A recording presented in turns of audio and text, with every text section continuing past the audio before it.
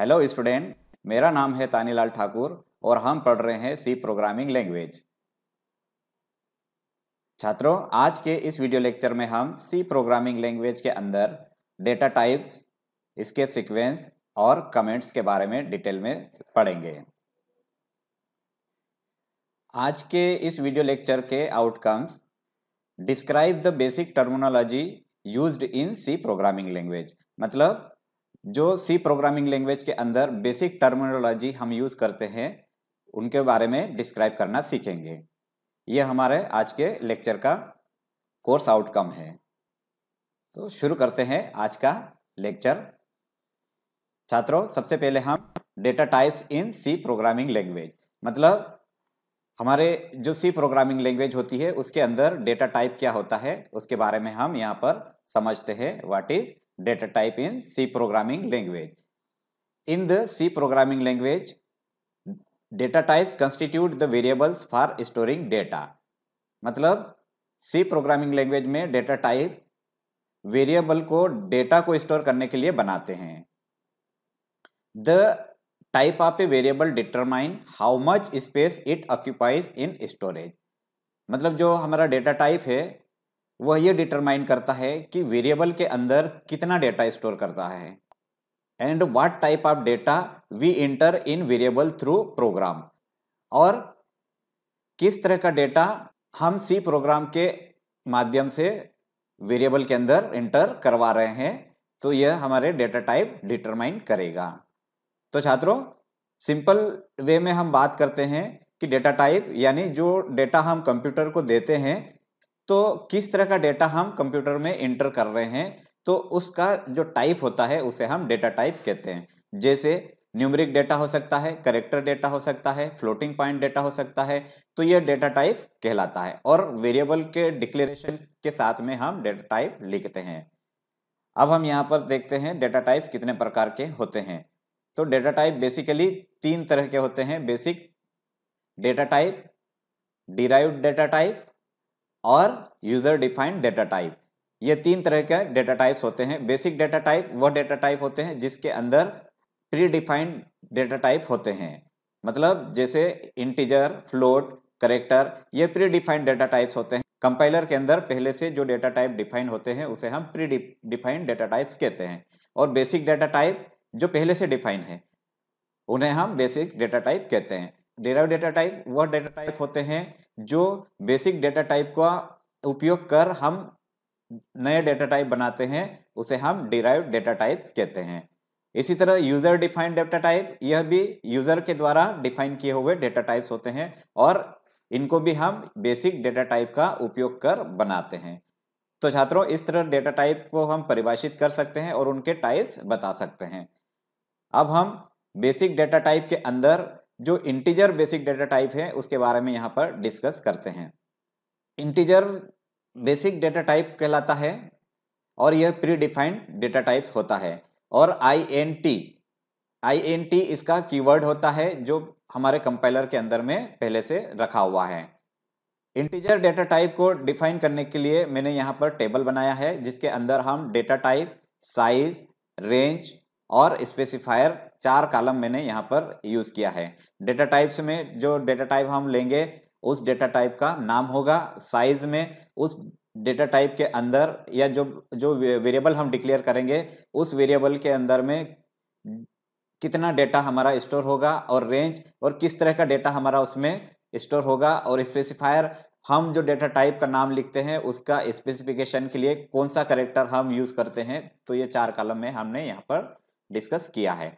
सबसे पहला integer, INT और साइंड इंटीजर।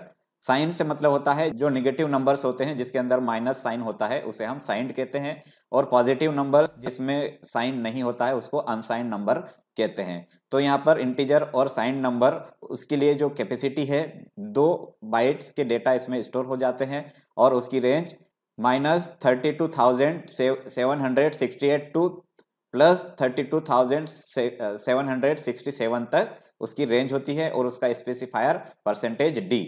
जब हम प्रिंटफ फंक्शन में मैसेज डिस्प्ले करते हैं तो वहां पर %d लिखते हैं, तो d का मतलब होता है डेसिमल नंबर यानी इंटीजर नंबर। फिर दूसरा होता है अनसाइंड इंटीजर, यह पॉजिटिव वैल्यू के लिए है, इसके अंदर में भी 2 बाइट के डेटा स्टोर होते हैं और उसकी रेंज भी 0 से लेकर 65,535 इसकी रेंज है। यह पॉजिटिव नंबर्स के लिए हम अनसाइंड इंटीजर यूज करते हैं और इसका स्पेसिफायर परसेंटेज यू से अनसाइंड। इसी तरह शॉर्ट इंटीजर और साइंड शॉर्ट इंटीजर, इसका मतलब जो इंटीजर बेसिक इंटीजर है उसका शॉर्ट छोटा हो जाना, तो इसकी कैपेसिटी कम हो जाएगी, मतलब इसमें कम डेटा स्टोर होगा, तो 1 बाइट का डेटा इसके अंदर में स्टोर होगा। और यह साइंड है इसलिए -128 से लेकर +127 तक डेटा की रेंज होगी और इसके लिए जो स्पेसिफायर होगा परसेंटेज HD, H से मतलब शॉर्ट और D से मतलब डेसिमल यानी इंटीजर। इसी तरह अनसाइंड शॉर्ट इंटीजर, इसकी भी कैपेसिटी 1 बाइट होगी और इसकी रेंज 0 से लेकर 255 तक होगी। यह अनसाइंड है इसलिए ये पॉजिटिव नंबर होंगे और इसके लिए स्पेसिफायर परसेंटेज HU यानी शॉर्ट अनसाइंड। इसी तरह लॉन्ग इंटीजर और साइंड लॉन्ग इंटीजर, लॉन्ग से मतलब जो बेसिक डेटा टाइप है उसका डबल हो जाएगा, इसमें जो डेटा स्टोर होगा वो बेसिक से डबल हो जाएगा, 4 बाइट के डेटा इस वेरिएबल के अंदर में स्टोर हो जाएगा और उसकी रेंज साइंड लॉन्ग इंटीजर है इसलिए माइनस से शुरू होगी और पॉजिटिव तक जाएगी और इसके लिए स्पेसिफायर परसेंटेज LD, L से लॉन्ग, D से डेसिमल यानी इंटीजर। इसी तरह अनसाइंड लॉन्ग इंटीजर, यह भी जो साइंड लॉन्ग इंटीजर है उसके बराबर ही डेटा स्टोर होगा, लेकिन उसमें नेगेटिव नंबर्स स्टोर होते हैं और इसमें पॉजिटिव, तो इसकी जो रेंज होगी वो 0 से स्टार्ट होकर पॉजिटिव वैल्यू तक जाएगी। इसी तरह इसका जो स्पेसिफायर होगा परसेंटेज LU यानी लॉन्ग अनसाइंड। तो छात्रों यह हमारा बेसिक डेटा टाइप है, इंटीजर बेसिक डेटा टाइप है जिसके अंदर डिफरेंट टाइप्स के हमने उसके डेटा टाइप्स को समझा और उसके कैपेसिटी देखा हमने कि कितने डेटा हमारे उस वेरिएबल के अंदर स्टोर हो जाएगा और उसकी रेंज क्या होती है और उसके लिए स्पेसर हम कौन से यूज करेंगे। अब नेक्स्ट स्लाइड पे हम समझते हैं बेसिक डेटा टाइप में फ्लोटिंग डेटा टाइप। फ्लोटिंग से मतलब ये होता है कि जो हमारे नंबर्स होते हैं उसके अंदर जो डेसिमल पॉइंट होते हैं, ऐसे नंबर्स को हम फ्लोटिंग नंबर्स कहते हैं, यानी जो रियल नंबर्स होते हैं उनको हम फ्लोटिंग नंबर्स कहते हैं। तो यहाँ पर हम देखते हैं फ्लोटिंग डेटा टाइप्स, इसके अंदर 3 तरह के डेटा टाइप हैं, फ्लोट, डबल और लॉन्ग डबल। इनकी जो कैपेसिटी है डेटा स्टोर करने की 4 बाइट्स, 8 बाइट और 10 बाइट और उनके लिए रेंज है एक्सपोनेंशियल फॉर्मेट में यहाँ पर रेंज दी हुई है। इसी तरह स्पेसिफायर दिया हुआ है, फ्लोट के लिए परसेंटेज F, डबल के लिए परसेंटेज LF और लॉन्ग डबल के लिए परसेंटेज कैपिटल LF। कैपिटल से मतलब लॉन्ग डबल और स्मॉल l से केवल लॉन्ग होगा। तो इस तरह हमारा बेसिक डेटा टाइप में फ्लोटिंग डेटा टाइप होता है। अब हम समझते हैं बेसिक डेटा टाइप में कैरेक्टर डेटा टाइप, यानी जो अल्फाबेट टाइप का जो डेटा हम इंटर करते हैं कंप्यूटर के अंदर उसे हम कैरेक्टर्स कहते हैं। जैसे हम इंग्लिश में लिखते हैं तो वो कैरेक्टर्स में लिखते हैं, ऐसे डेटा को स्टोर करने के लिए कैरेक्टर डेटा टाइप का उपयोग करते हैं। यहाँ पर हम समझते हैं कैरेक्टर, इसका कीवर्ड होता है जिसके अंदर 1 बाइट का डेटा स्टोर होता है और उसकी रेंज माइनस से स्टार्ट होकर प्लस तक जाती है और साइंड और अनसाइंड दोनों तरह के डेटा की जो कैपेसिटी है वह 1 बाइट का डेटा स्टोर करता है कैरेक्टर डेटा टाइप। इसका जो स्पेसिफायर होता है वो परसेंटेज C से कैरेक्टर स्पेसिफाई होता है। तो छात्रों यह बेसिक डेटा टाइप्स होते हैं जिसके अंदर में हम कितने साइज के डेटा स्टोर करते हैं और उस किस तरह के डेटा हम उसमें स्टोर करते हैं ये हमने देखा। अब हम समझते हैं derived data type. Derived data types क्या होते हैं? तो डिराइव्ड डेटा टाइप्स जनरली 2 तरह के होते हैं, अरेज और पॉइंटर्स।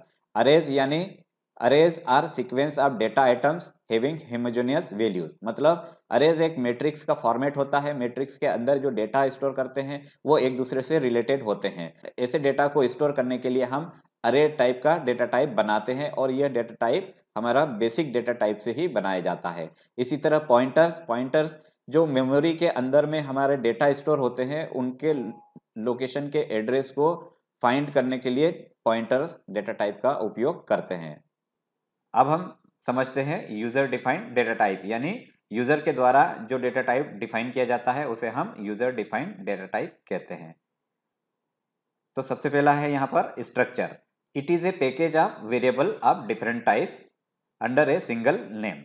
एक सिंगल नेम के अंदर हम डिफरेंट टाइप्स के वेरिएबल्स को यूज करते हैं और इसको हम कहते हैं स्ट्रक्चर, मतलब एक पैकेज कहते हैं। स्ट्रक्चर डेटा टाइप बनाने के लिए स्ट्रक्ट कीवर्ड का उपयोग करते हैं। मतलब एम्प्लॉय नाम से एक डेटा टाइप बनाना चाहते हैं तो उसके अंदर डिफरेंट टाइप्स के डेटा टाइप हम यूज करेंगे या वेरिएबल्स के नाम यूज करेंगे। जैसे एम्प्लॉय का नाम हो सकता है, एम्प्लॉय का मोबाइल नंबर हो सकता है, एम्प्लॉय का एड्रेस हो सकता है। इस तरह हम बहुत सारे नाम को एक नाम के अंदर में लिख रहे हैं तो यह स्ट्रक्चर कहलाएगा और यह एक डेटा टाइप जैसा हम बाद में उपयोग कर सकते हैं। तो यह यूजर के द्वारा डिफाइन किया हुआ है और बेसिक डेटा टाइप से ही हम इनको भी बनाते हैं। इसी तरह union, these allows storing various data types in the same memory location. मतलब एक सेम मेमोरी लोकेशन पर वेरियस टाइप के डेटा टाइप्स को स्टोर करवाते हैं। तो यूनियन भी एक यूजर डिफाइंड डेटा टाइप कहलाता है। Enum, enumeration is a special data type that consist of constants. मतलब जो कांस्टेंट वैल्यू होती है उसके लिए हम इनम कीवर्ड उपयोग करके इनम डेटा टाइप बनाते हैं। बच्चों, हमने अभी डेटा टाइप के बारे में समझा और डेटा टाइप हमारे 3 तरह के होते हैं, basic data type, derived data type और यूजर डिफाइंड डेटा टाइप्स। अब हम स्केप सीक्वेंस के बारे में समझते हैं कि सी प्रोग्रामिंग लैंग्वेज के अंदर स्केप सीक्वेंस क्या होते हैं और कैसे उपयोग किए जाते हैं। An escape sequence in a C language is a sequence of characters. मतलब जो कैरेक्टर्स हम लेते हैं, कैरेक्टर्स यानी जो सिंबल्स होते हैं ABCD, उनके सीक्वेंस को ही हम स्केप सीक्वेंस कहते हैं। That does not represent itself when used inside string literal और कैरेक्टर। जब हम स्ट्रिंग लिटरल बनाते हैं तो उसके अंदर इसका मीनिंग जो आता है वो स्वयं रिप्रेजेंट नहीं करते हैं। इट इज कंपोज्ड ऑफ 2 और मोर character starting with back slash. मतलब यहाँ पर बैक स्लैश दिया हुआ है, इसको हम बैक स्लैश कहते हैं। इसके साथ में हम जो लेटर्स होते हैं उन लेटर्स को लिखकर स्केप सीक्वेंस बनाते हैं। स्केप सीक्वेंस का मतलब हमारी जो सीक्वेंस होता है उसको स्केप करके दूसरे स्टेज पर ले जाना, तो ये स्केप सीक्वेंस कहलाती है। तो नेक्स्ट स्लाइड पे हम समझते हैं स्केप सीक्वेंस के बारे में। यहाँ पर हम स्केप सीक्वेंस के टाइप्स देखते हैं। /T, insert A tab in the text at this point. मतलब /T जब हम लिखेंगे तो वहां पर एक टैब इंसर्ट हो जाएगा। टैब से मतलब कुछ कॉलम्स हमारा कंट्रोल आगे बढ़ जाएगा। जैसे ही हमारा आउटपुट डिस्प्ले होगा तो वहां पर टैब इंसर्ट हो जाएगा। इसी तरह /B, insert A back space in the text at this point. मतलब जब हम /B यूज करेंगे तब बैक स्पेस हमारे आउटपुट के अंदर इंसर्ट हो जाएगा। बैक स्पेस जैसे कीबोर्ड के ऊपर में जो बड़ी कीज होती है, लंबी कीज होती है, उसको हम बैक स्पेस की कहते हैं। तो बैक स्पेस का मतलब 2 शब्दों के बीच में स्पेस बनाना। तो जब /B लगाएंगे तो एक बैक स्पेस वहां पर इंसर्ट हो जाएगा। इसी तरह /N, जैसे कि मैंने अभी बताया था, /N से नई लाइन इंसर्ट हो जाती है। इसी तरह /R से कैरीज रिटर्न। मतलब यदि हमारा कंट्रोल यहाँ पर होगा इस लाइन के आखिरी में तो कैरीज रिटर्न का मतलब होता है ये होम पोजीशन पे आ जाना। मतलब इस लाइन के पहले पॉइंट पर आ जाना, ये कैरीज रिटर्न होता है। तो जब हमारा आउटपुट डिस्प्ले होगा तो अगर /R लिखा है तो कैरीज रिटर्न हो जाएगा। इसी तरह सिंगल कोट, तो जब हम प्रोग्राम रन करेंगे तो आउटपुट के अंदर सिंगल कोट कैरेक्टर वहां पर इंसर्ट हो जाएगा। डबल कोट, तो डबल कोट हमारे आउटपुट के अंदर इंसर्ट हो जाएगा। अब हम देखते हैं /F से फॉर्म फीड इंसर्ट हो जाता है। फॉर्म फीड से मतलब होता है कि ये जितना पूरा पेज होता है उस पेज को स्केप करना, मतलब आगे बढ़ा देना। यदि हमारा कंट्रोल यहाँ पर है तो इसको आगे बढ़ा देगा और अगला पेज ले आएगा, तो इसको बोलते हैं हम फॉर्म फिट करना। तो फॉर्म यदि F इंसर्ट किया हुआ है तो आउटपुट में फॉर्म फिट इंसर्ट हो जाएगा। इसी तरह स्लैश भी हमारे आउटपुट में यदि हमको इंसर्ट करवाना होता है तो बैक स्लैश हम इंसर्ट करवा सकते हैं। तो बच्चों इस तरह हमारे एस्केप सीक्वेंस होते हैं सी प्रोग्रामिंग के अंदर। अब हम इसको एग्जाम्पल के माध्यम से समझते हैं कि स्लैश हम कैसे लगाते हैं और उसका आउटपुट कैसे दिखाई देता है। नेक्स्ट स्लाइड में हम एग्जाम्पल यहाँ पर देखते हैं। बच्चों मैंने यहाँ पर एक प्रोग्राम बनाया है जहाँ पर जैसे मैंने एक प्रिंटफ फंक्शन लिया है, जैसे कि मैंने पिछले वीडियो में प्रोग्राम बना के बताया था, उसमें मैंने /n यूज किया था। तो आप पिछले वीडियो में जाकर देख सकते हैं /n से किस तरह आउटपुट दिखाई देता है। यहाँ पर जैसे /n दिया हुआ है और यहाँ पर भी /n दिया हुआ है, इसी तरह यहाँ भी /n दिया हुआ है और यह स्लैश सिंगल कोट है, सिंगल कोट के साथ में C दिया हुआ है, फिर यहाँ पर और सिंगल कोट दिया हुआ है, इसी तरह यहाँ पर डबल कोट दिया हुआ है ना। तो ये स्लैश लगाकर हमारे स्किप सीक्वेंस इस प्रिंटफ फंक्शन के अंदर लिखे हुए हैं। अब हमारा जो आउटपुट है वह किस तरह दिखाई दे रहा है, हम यहाँ पर उसका आउटपुट देखते हैं। तो बच्चों यहाँ पर जो आउटपुट हमको दिखाई दे रहा है, जैसे U है ना, ये एक लाइन में आया, उसके बाद R अगली लाइन पे आ गया, इसी तरह लर्निंग भी नेक्स्ट लाइन पे आ गया, फिर एक सिंगल कोट और C यहाँ पर लगा, फिर उसके बाद कोट लगा।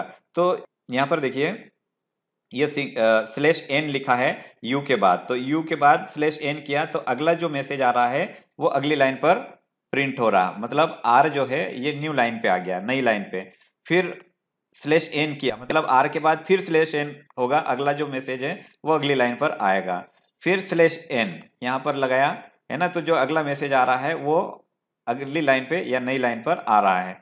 तो बच्चों इस तरह हमारे सी प्रोग्राम के अंदर हम स्केप सीक्वेंस लगाकर आउटपुट को किस प्लेस पर डिस्प्ले करवाना है वो स्केप सीक्वेंस से हम डिस्प्ले करवाते हैं।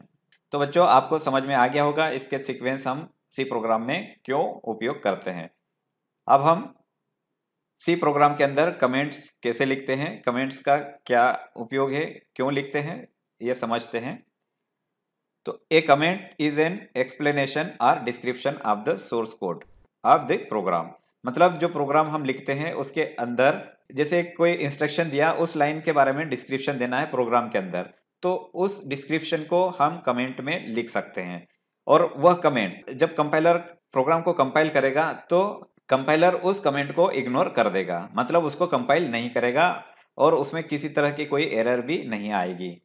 It helps a developer explain logic of the code and improves program readability। मतलब जो प्रोग्राम डेवलपर होता है उसके लिए डिस्क्रिप्शन एक बहुत हेल्प करता है, क्योंकि जब प्रोग्राम लिखते हैं तो हमें समझ में नहीं आता कौन सी लाइन हम किस लिए लिखा, तो उसका डिस्क्रिप्शन हम कमेंट्स में लिख सकते हैं। There are 2 types of comments in the C language.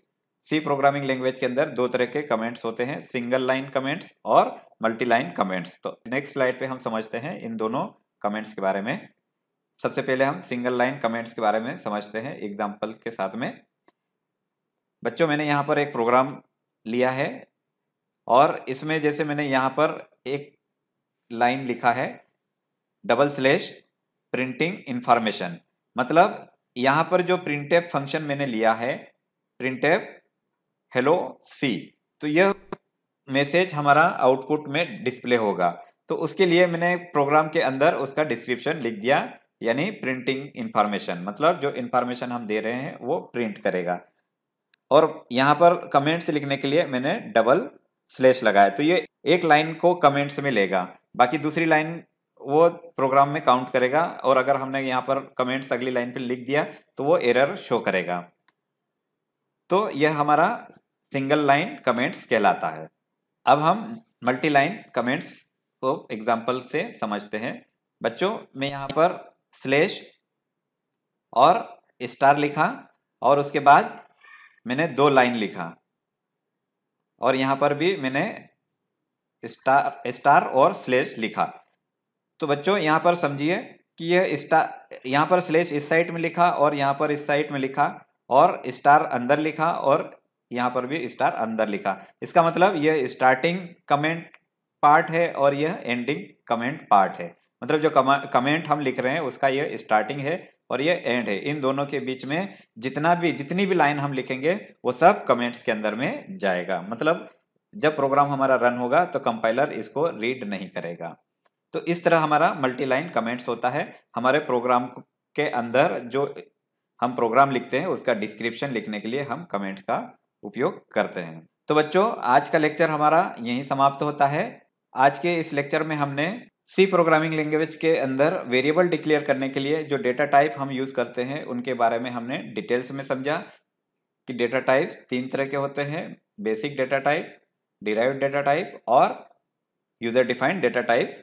तो इनके टाइप्स के साथ साथ में हमने डिटेल्स में डेटा टाइप्स के बारे में समझा और सी प्रोग्राम के अंदर में हम स्केप सीक्वेंस क्यों लिखते हैं और कैसे लिखते हैं, स्केप सीक्वेंस लगाने से आउटपुट कैसे डिस्प्ले होता है, ये सारी बातें हमने इस वीडियो लेक्चर में समझा। और साथ में सी प्रोग्राम के अंदर जो कमेंट्स लिखे जाते हैं उन कमेंट्स के बारे में भी हमने डिटेल में समझा। अब मैं यहाँ पर कुछ असाइनमेंट दे रहा हूँ जिससे आप स्वयं अपना असेसमेंट करें। Define data types in C programming language, यानी जो सी प्रोग्रामिंग लैंग्वेज के अंदर डेटा टाइप्स होते हैं उनको डिफाइन करना है। Explain basic data types in C language, जो बेसिक डेटा टाइप्स हैं उनको एक्सप्लेन करना है। डिराइव्ड डेटा टाइप है उनको भी एक्सप्लेन करना है और यूजर डिफाइंड डेटा टाइप है उनको भी एक्सप्लेन करना है। Explain escape sequence in C with example, C programming के अंदर में जो स्केप सीक्वेंस मैंने बताए थे उनको एग्जाम्पल के साथ में एक्सप्लेन करना है। इसी तरह explain comments and their types in C with examples, है ना। कमेंट्स को भी हम एग्जाम्पल के साथ में उनके टाइप्स को भी और कमेंट्स को भी एक्सप्लेन करना है। आप सभी का बहुत बहुत धन्यवाद।